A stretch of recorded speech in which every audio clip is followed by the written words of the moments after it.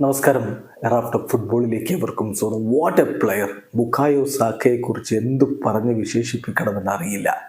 അദ്ദേഹം പൊളിച്ചടുക്കിയ മത്സരം 3-1 ആഴ്സണൽ സതാംപ്ടനെ പരാജയപ്പെടുത്തിയിരുന്നു.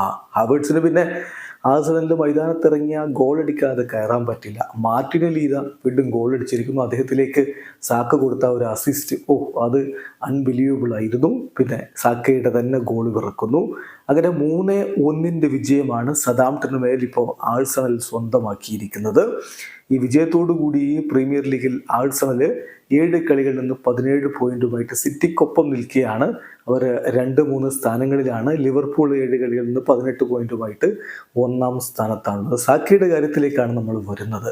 യൂറോപ്പിലെ ടോപ്പ് 5 ലീഗുകളിൽ ഈ സീസണിൽ ഏറ്റവും അധികം അസിസ്റ്റുകൾ കൊടുത്ത താരം, ആ ഒരു സ്ഥാനം ഇപ്പോൾ ലാമിൻ യമാലിനെ മറികടന്നുകൊണ്ട് ബുക്കായോ സാക്ക സ്വന്തമാക്കിയിരിക്കുകയാണ്. ഈ സീസണിൽ പ്രീമിയർ ലീഗിൽ 7 അസിസ്റ്റുകളായി ബുക്കായോ സാക്കക്ക്.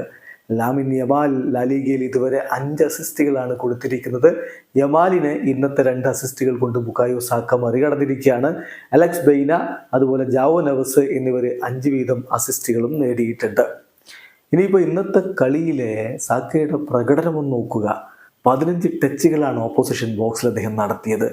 അതുപോലെ 8 തവണ പൊസിഷൻ അദ്ദേഹം വിൻ ചെയ്യുകയുണ്ടായി. 7 ചാൻസുകൾ ക്രിയേറ്റ് ചെയ്തു, 7 ഷോട്ടുകൾ, 3 ഡ്യുവൽസ് വിൻ ചെയ്തു, 2 ഫൗൾസ് അദ്ദേഹം വിൻ ചെയ്തു, 2 ഷോട്ട് ഓൺ ടാർഗറ്റുകൾ, 2 അസിസ്റ്റ്, 1 ഗോള്. ഇൻക്രെഡിബിൾ എന്ന് തന്നെ പറയണം. വീഡിയോ അവസാനിക്കുന്ന ഫുട്ബോൾ ലോകത്തെ കൂടുതൽ വിശേഷങ്ങളുമായി റാഫ്റ്റോക്സ് എത്താം.